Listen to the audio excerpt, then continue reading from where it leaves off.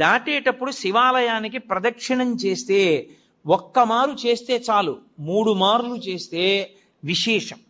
ఎందుకని 3 మాటలు? భగవాన్ రమణ మహర్షి ఎందుకు గిరి ప్రదక్షిణం చెయ్యాలి అన్నదానికి చెప్తుండేవారు. అంటే మీరు ప్రదక్షిణం చెయ్యడానికి కాళ్ళు కదుపుతుంటే మీ పాపములు కాలిపోతాయి. మీరు ఏ కోరికతో అలమటిస్తున్నారో ఆ కోరికలు ఇవ్వబడతాయి.